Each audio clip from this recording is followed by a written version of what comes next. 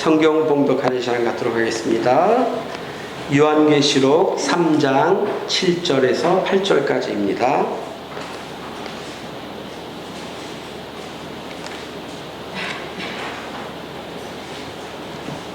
요한계시록, 성경 맨 뒷장이죠. 요한계시록 3장 7절에서 8절입니다. 같이 읽도록 하겠습니다. 7절입니다. 시작. 빌라델비아 교회의 사자에게 편지하라. 거룩하고 진실하사 다윗의 열쇠를 가지시니 곧 열면 닫을 사람이 없고 닫으면 열 사람이 없는 그가 이르시되 볼지어다 내가 내 앞에 열린 문을 두었으되 능히 닫을 사람이 없으리라. 내가 내 행위를 아노니 내가 작은 능력을 가지고서도 내 말을 지키며 내 이름을 배반하지 아니하였도다. 아멘. 이 시간에는 우리 앞에 열린 문이라는 제목으로 우리 정인수 목사님이 말씀을 전해 주시겠습니다. 정인수 목사님은 CCC에서 사역을 하시는 목사님이십니다. 7년 전에 우리 도토리교회에 오셔서 이사 오기 전에 한 번 말씀을 전해 주신 적이 있거든요. 기억하시는 분들은 다 기억을 하실 겁니다. 이 시간 열린 마음으로 목사님의 말씀에 귀 기울여 주시기를 부탁드립니다. 감사합니다.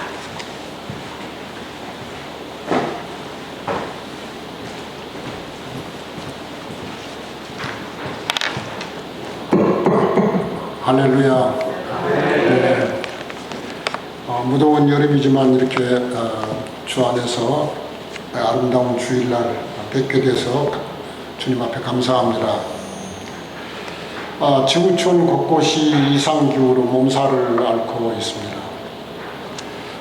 겨울 추위와 또 홍수와 가뭄, 때로는 태풍, 여름에 지금 겪고 있는 이 무더위, 이런 것이 갈수록 더 심해지고 있습니다. 그래서 우리의 삶도 더 고달파지고 이웃과도 더 단절돼 갑니다. 겨울이면 춥다고 문을 꼭 닫아놓고 여름이면 에어컨을 틀어놓고 문을 꼭 틀어놨고 그렇게 살고 있는 시대입니다.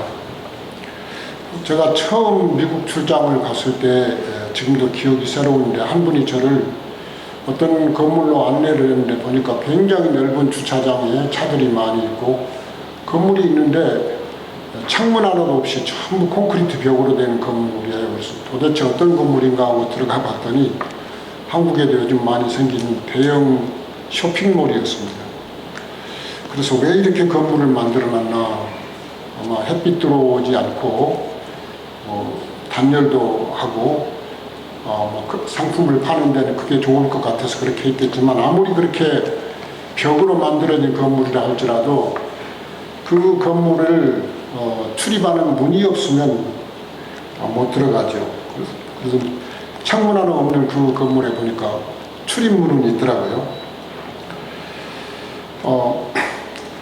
이렇게 문은 우리의 삶에서 굉장히 중요합니다. 안과 밖을 연결해주는 곳이 바로 문입니다. 생각을 해보십시오. 만약에 문이 있는데 문이 열리지 않는다면 그건 문이 아니고 벽이고, 만약에 문이 있는데 열어놓은 채 닫히지 않는다면 그것은 문이 아니라 통로입니다. 문은 열릴 때가 있고 닫힐 때가 있어야 문인 것이죠. 그래서 문은 사람들을 보호해 주기도 하고 우리로 하여금 출입할 수 있도록 길을 열어주기도 합니다. 그래서 문의 기능을 잘 하려면은 열릴 때와 닫힐 때를 기능을 잘해야 되죠. 오늘 본문에 보면 문에 대한 얘기를 하고 있습니다. 오늘 찬양 인도를 해주신 인도자께서 설교 제목을 보고 첫 번째 찬양에 하나님의 문을, 하늘 문을 두드리는 찬양을 해주셨어요. 좀 어려운 찬양이었어도 그런 배려를 해주신 것 감사합니다. 설교 제목이 오늘 우리 앞에 열린 문입니다. 인생을 살아오면서 우리 인생의 문이 닫히기도 하고 때로는 열리기도 하는 것을 경험합니다. 순탄하게 그저 열린 문만 일생 동안 평탄하게 통과하면서 생을 사는 사람이 거의 없습니다. 이것은 한 개인의 삶뿐만 아니라 한 민족이나 한 나라의 앞길도 문이 잘 열릴 때가 있고 막힐 때가 있습니다. 요즘 우리나라 외교 관계나 여러 가지 관계가 참 답답하고 힘든 시기를 살고 있습니다. 나라만 그런 게 아니라 교회도 어떤 때 살펴보면 교회 부흥의 문이 열릴 때가 있고 닫힐 때가 있습니다. 하나님을 믿는 우리 믿음의 여정을 우리가 돌아보면 우리 자신도 우리의 인생에 닫힌 문 앞에 서 있는 경험을 하기도 합니다. 그래서 우리는 하나님 앞에서 기도하면서 성령께서 문을 열어주시도록 하나님 앞에 간구하고 또 하나님이 문을 열어주시는 것을 경험합니다. 그러면서 우리의 신앙이 자라갑니다. 우리 예수님도 기도에 대해서 가르치실 때에 두드리라 그리하면 열릴 것이라고 문에 대해서 그림처럼 보여주시면서 말씀하셨습니다. 그리고 우리 앞에 꼭 닫혀있는 문을 주님이 열어주시는 그런 감정이 있는 성도들은 하나님과의 관계가 달라집니다. 2022년을 지금 살고 있는 우리에게 또 우리 앞에는 어떤 문이 열려 있고 지금 어떤 문이 닫혀 있습니까? 요즘에 소규모 비즈니스를 하시는 분들이 코로나가 계속되면서 얼마나 어려운 시기를 겪으셨습니까? 그런데 생각해보면 닫힌 문보다 더 어려운 문이 있는데 그것은 잠긴 문입니다. 닫힌 문은 힘쓰면 열릴 것도 같은데 잠긴 문은 아무리 힘써도 열리지 않습니다. 바로 열쇠가 필요합니다. 근데 오늘 본문에 보면 문에 대해서만 주님이 말씀하시는 게 아니라 열쇠에 대해서도 말씀을 하십니다. 잠긴 문을 여는 데는 반드시 열쇠가 필요하기 때문입니다. 성경에 보면 이 열쇠를 가지신 이가 바로 우리 주님이시라고 말씀을 합니다.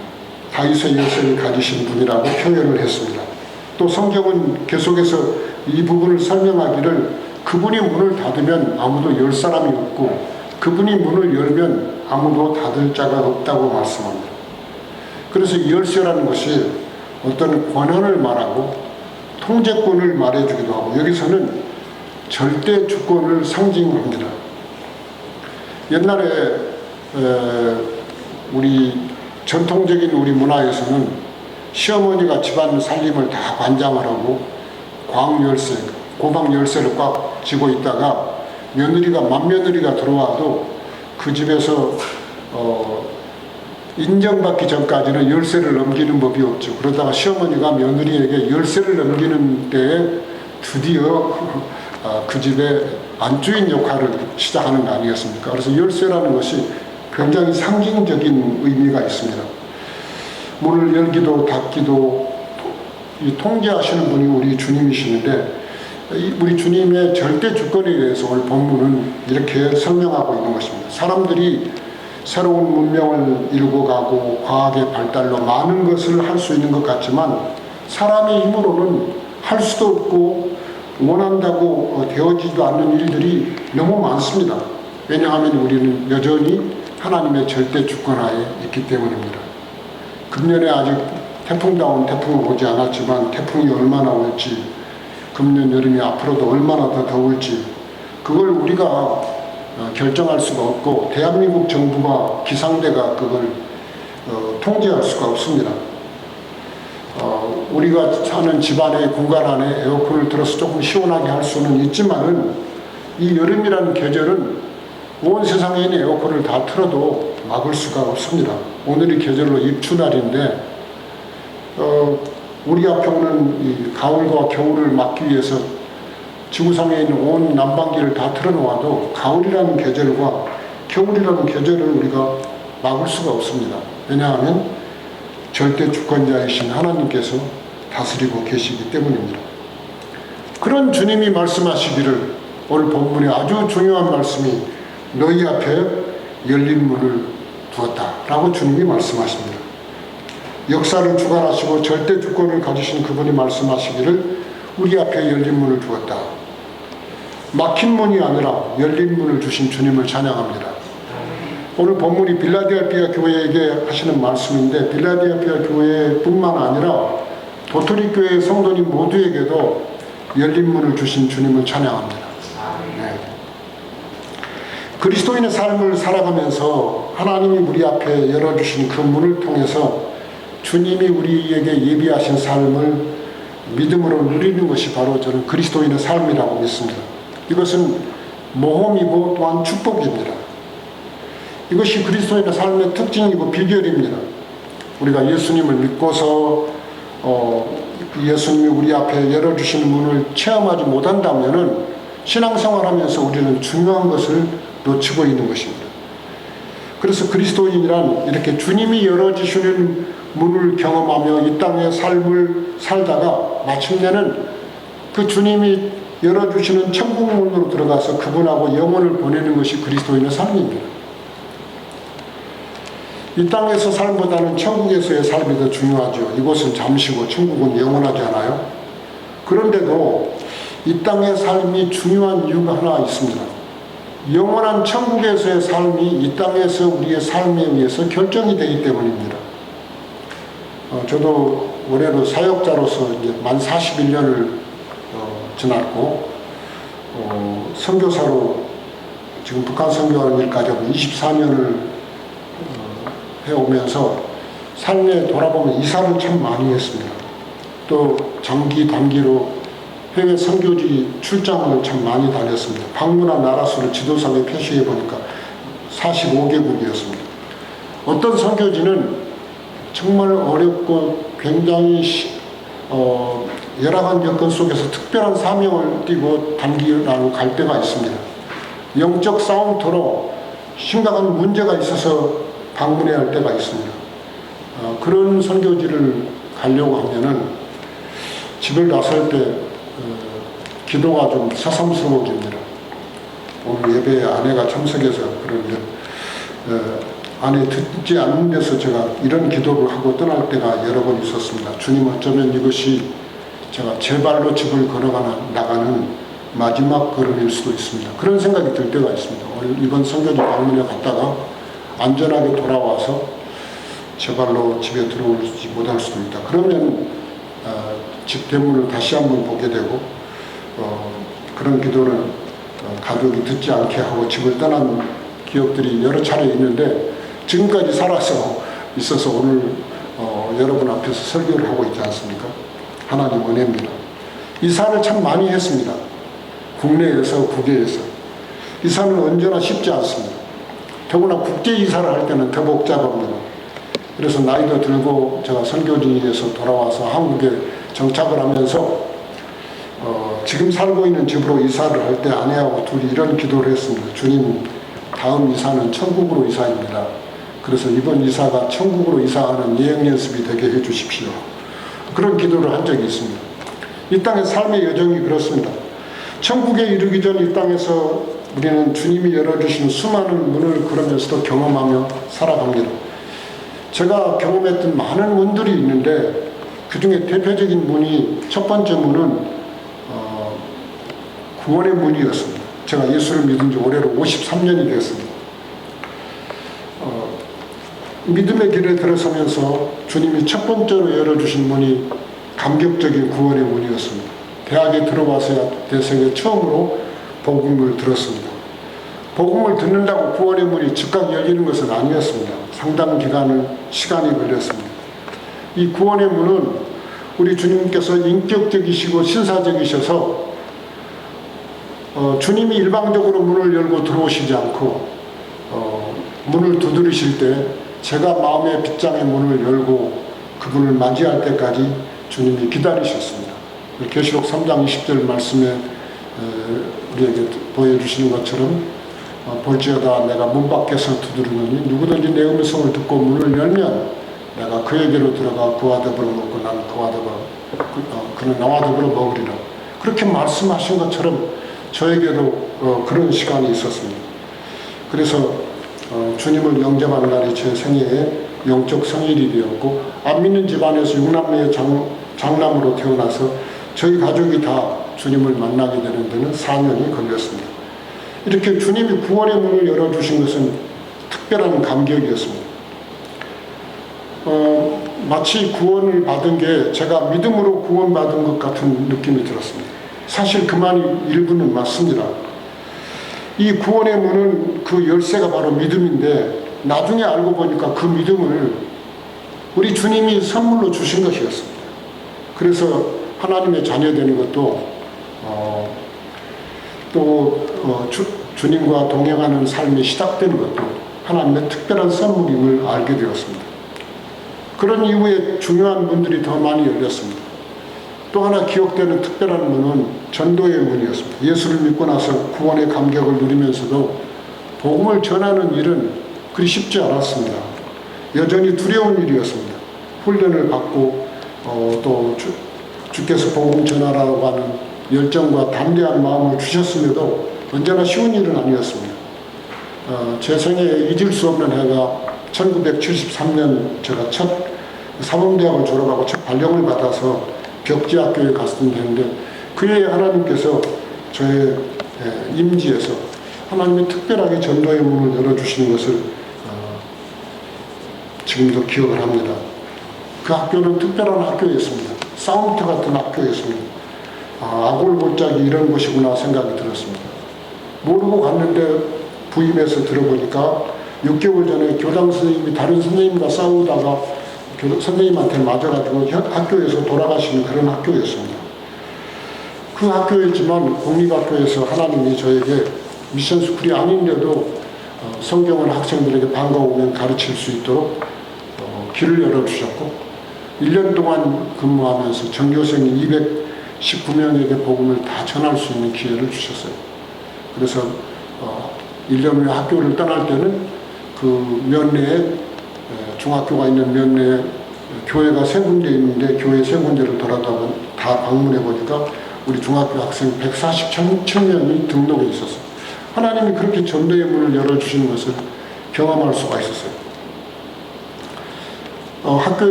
새 학교에서 한 8년 동안 제가 수학을 가르친 다음에 하나님의 부르심이 있어서 전임 사역자로 헌신을 했습니다. 70년대 한국교회는 위대한 부흥의 시기였다면 80년대에는 제자훈련의 붐이 일었습니다. 그리고 서서히 선교의 시대가 오기 시작했습니다.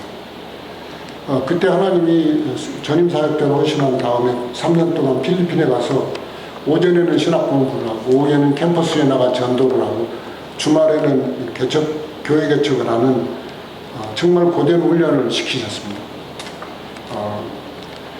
그때 보니까 한국 교회가 보낸 선교사가 다 해도 100명이 채 안 되던 때였습니다. 84년에 돌아와서 국내에서 선교 동문가로 일하면서 캠퍼스에는 일주일에 한 번 아니면 이틀을 나갔습니다. 그때 만났던 분이 우리 박미영 권사님이세요.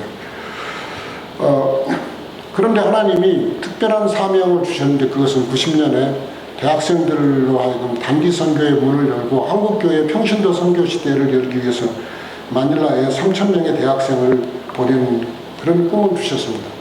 그 비전을 하나님이 주셨을 때 새로운 역사의 선교 역사의 장을 여는 그런 기회를 허락해 주셨습니다. 근데 그 일에는 정말 여러 개의 좁은 문들과 장애물이 있었습니다. 요즘 우리 성도님들 중에 여권 안 가지는 분이 한 분도 없잖아요. 그런데 그때는 그 여권이 정말 힘들었습니다. 특히 병역 미필 남자들에게는 여권을 만드는 절차가 얼마나 복잡하고 어려웠던지 몇 사람의 재정 보정을 세우고 그렇게 힘들었습니다. 3,000명을 다 등록을 시켜놓고 훈련을 시키고 있는데 여권이 없으면 해외를 못 나가잖아요. 그래서 하나님 앞에 우리가 절규하며 기도를 했습니다. 그런데 하나님이 어떻게 응답을 해주셨냐면 88 올림픽의 구호가 세계는 서울로 서울은 세계로 그러더니 올림픽 끝나고 나니까요 89년 후반부에 그 선교대회를 6개월 앞두고 대한민국 국민은 누구든지 신청하면 일주일 내 여권을 받을 수 있다. 그렇게 법이 바뀐 거예요. 그래서 우리가 전부 여권을 만들 수 있게 되었습니다. 그리고 훈련도 하고 이제 선교지로 떠날 준비를 하는데 지금도 기억나면서 또 하나의 중요한 관문이 비행기 좌석이 없는 것입니다. 왜냐하면 요금을 굉장히 싼 요금의 비행기표를 끊어야 되기 때문에 3,000명이 다 가도록 숙소도 준비해놓고 다 했는데 문제는 비행기 좌석이 되죠. 그래서 하나님 앞에 또 금식하며 기도했습니다. 그런데 대한항공도 아시아나항공도 어떤 항공사도 처음에는 그 값으로 지금도 기억이 납니다. 미화 320불 하나로 그때 당시 환율로 24만 원의 비행기 왕복표를 끌어달라고 한 것입니다. 아무도 관심을 보이지 않고 그러는데 하나님이 문을 여시니까요. 아시아나 항공사에서 와서 손해를 보면서라도 전세기 6대를 띄워주겠다는 것입니다. 그러더니 경쟁이 나듯이 이틀 후에 대한항공이 아시아나 항공사는 비행기가 조그만해가지고 그 당시에 162명밖에 못 타는 거예요. 그거 6개 전세기를 줘도 해결이 안 돼요. 왜냐하면 갔다가 또 다시 데려와야 되잖아요. 그런데 대한항공이 놀랍게도 보잉 747 400명 이상 탈 수 있는 비행기를 내가 전세를 내주었습니다.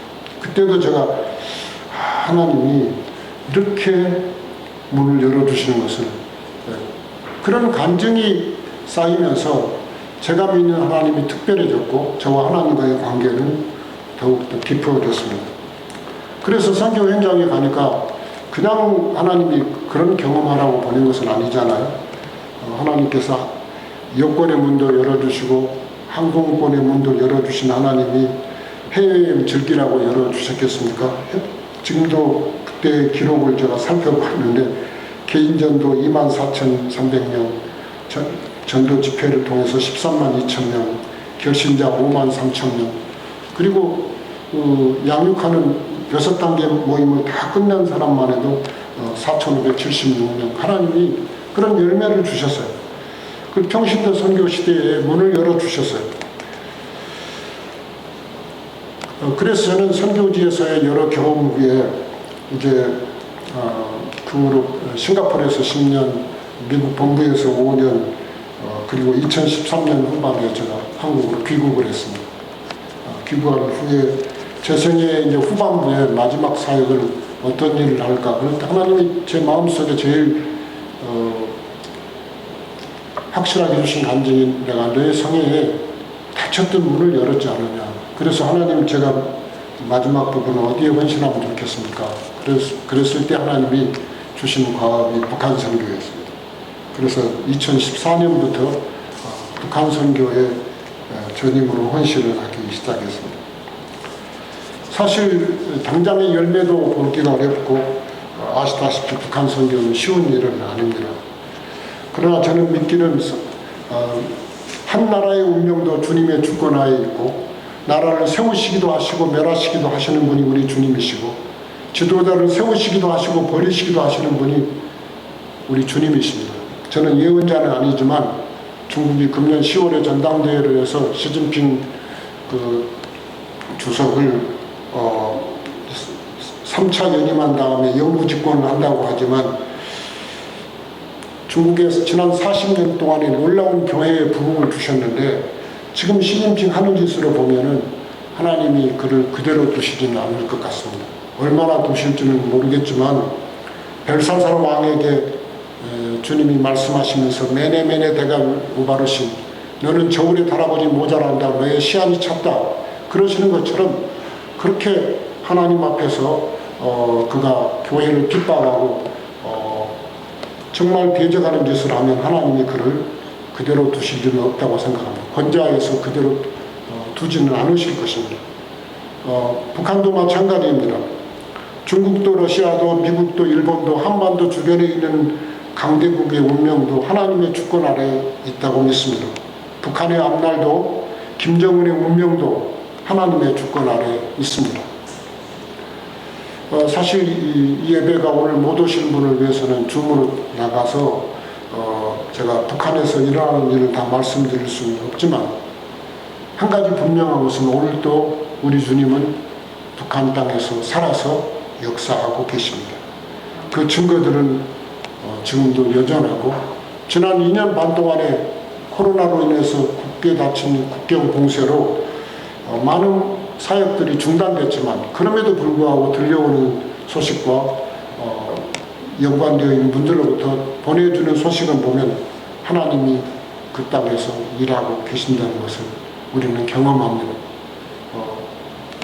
사실 그제 아침에 깜짝 놀랄만한 전화를 받았는데 어느 도시라고는 말씀드릴 수가 없고 북쪽에서 정부에서 파견한 그것도 외교관인데 그 외교관의 두 자녀가 우리 선교사가 하고 있는 여름 캠프에 왔습니다. 아버지가 허락하는 가운데. 그래서 이것도 하나님이 특별하게 기회를 열어주신 것이다. 하나님은 하나님의 방법으로 일하고 계십니다. 사실 제가 북한 선교를 하면서 경험하는 것은 문이 그렇게 꽁꽁 닫혀 있는 것 같지만 하나님의 사랑과 긍휼의 손길이 흘러가는 길을 완전히 막으신 적은 없습니다. 언제든지 우리가 사랑할 수 있는 기회는 있고 하나님의 긍휼을 우리가 전할 수 있는 기회는 항상 어딘가는 열려 있었습니다. 하나님의 예비하심과 인도하심을 경험하면서 제 생애에 이 후반부의 사역을 하면서 하나님의 은혜가 더욱 새롭습니다. 그것은 바로 오늘 본문의 말씀처럼 주님이 우리 앞에 열린 문을 두셨기 때문입니다. 우리가 믿는 주님, 다윗의 열쇠를 가지시는 그분, 문을 닫으시면 아무도 열 자가 없고 그분이 문을 여시면 닫을 자가 없는 그분이 지금 우리와 함께 하십니다. 초대교회의 박해가 얼마나 심했습니까? 로마의 복음이 전해질 때 상황이 얼마나 어려웠습니까? 그로부터 약 2세기가 지난 다음에 로마의 종교가 기독교가 되었습니다. 다시 말하면 우리 주님은 그 박해를 뚫고 로마에서 승리하신 것입니다. 중국의 문화혁명 기간에는 얼마나 어려웠습니까? 초대교회의 박해를 승리하신 주님, 중국의 문화혁명을 가운데서도 승리하신 주님이 우리의 주님이신데 히브리서 13장 8절은 예수 그리스도는 어제나 오늘이나 영원토록 동일하시다고 말씀합니다. 같은 주님이 우리 도토리 교회의 주님이시고 저와 우리 성도님들의 주님이십니다. 그래서 저는 지금도 그 같은 주님이 오늘날 북한 땅에서 지금도 승리하고 계시는 것을 믿습니다. 그리고 그분이 하나님의 때에 문을 여실 것을 믿고 이 사역을 합니다. 오늘 이 예배에 오신 성도님들이 다 잊어도 꼭 기억할 것은 바로 주님이 우리 성도님들 한 분 한 분 앞에 믿음으로 문을 열 수 있는 그 열린 문을 주셨다는 것입니다. 지금 인생의 여정에서 어떤 닫힌 문을 경험하고 계십니까? 어떤 벽 앞에 서 계십니까? 어떤 도전 앞에서 지금 고민하고 계십니까? 우리 주님의 약속을 기억하시길 바랍니다. 교회와 성도님을 향하여 주님이 말씀하시는 음성을 오늘 다른 얘기 다 있더라도 기억하시길 바랍니다. 주님이 내 앞에 열린 문을 두셨다. 그리고 우리 자녀들 앞에도 이 믿음으로 열린 문을 열고 가는 그 믿음을 전수할 수 있는 것이 우리 부모로서의 특권이다. 그리고 특별히 우리 오늘 예배에 오신 분 중에서 비교적 젊은 분들 또 우리 청소년도 있는 것 같은데 하나님께서 여러분의 생애에 주님이 놀라운 열린 문을 주신 것을 믿으시기 바랍니다. 이제 조용히 우리의 앞길을 인도하시는 주님의 모습을 머릿속에 한번 그려보십시오. 친구도 나는 내 앞에 열리지 않는 문으로 말미암아 낙담하고 있지는 않는가를 한번 돌아보십시오. 사실 제가 사역하고 있는 지금 북녘 땅에는 식량난과 질병의 위협 속에서 목숨을 걸고 오늘도 예배하는 형제들이 있습니다. 고난의 행군 속에 믿음을 지키며 주님이 그 땅의 문을 열어주실 것을 간절히 기다리는 성도들이 많습니다. 줄잡아 10만 명은 있을 것입니다. 그들을 생각하면 지금 우리가 겪는 아픔과 고난은 사실 좀 부끄러운 것입니다. 우리 그리스도인의 삶은 주님이 우리 앞서서 우리 앞에 열어주시는 문을 믿음으로 나아가는 삶이 그리스도인의 삶입니다. 그걸 체험하며 하루하루를 나아갑니다. 꿈이 있고 비전을 가졌다면 주님은 그 문을 열어주시도록 우리가 힘차게 문을 두드려야 합니다. 도토리 교회 앞에 있는 문을 힘차게 두드리십시오. 우리 성도님들 가정 앞에 있는 그 문을 오늘 믿음으로 힘차게 두드리시기를 바랍니다. 그리고 오늘 주님 말씀하시는 것처럼 너희 앞에 열린 문을 두었다. 이 약속을 붙잡으시기를 바랍니다. 그럴 때 우리 성도님들의 생애에 하나님이 예비하신 놀라운 모험이 펼쳐질 것입니다. 우리 인생을 두 번 사는 것도 아니고 한 번밖에 못 사는 인생인데 주님이 예비하신 것을 좀 누리고 살아야 되지 않겠습니까? 그 모험을 하는 것이 그리스도인의 삶입니다. 같이 기도하겠습니다. 하나님 아버지, 지금 우리는 쉽지 않은 때를 살고 있습니다. 사실 돌아보면 감사할 일도 너무 많고 너무도 풍요로운 시대를 살고 있지만 그럼에도 불구하고 우리의 마음에는 감사보다는 어려움이 많고 기쁨보다는 고통이 많았고 그리고 때때로 우리는 우리 앞에 있는 벽 앞에서 낙담하기도 하고 주님 앞에 푸념을 하기도 합니다. 필라델피아 교회에 주님은 말씀하십니다. 다윗의 열쇠를 가진 나는 내가 문을 열면 아무도 닫을 자가 없고 내가 문을 닫으면 아무도 열 자가 없는 내가 너희 앞에 열린 문을 두었다. 이 약속이 오늘 예배하는 우리 성도님들에게 주님이 주신 약속인 줄 믿습니다. 하나님, 우리 앞에 있는 문 앞에서 힘차게 문을 두드릴 수 있는 믿음을 주십시오. 그리고 주님과 동행하며 주님이 예비하신 이 문을 열고 주께서 주시는 아름다운 모험의 삶을 이 땅에서 누리는 축복을 경험하게 해 주십시오. 우리를 통해서 주님이 하실 일을 기대합니다. 우리의 자녀들을 통해서 주님이 하실 일을 기대합니다.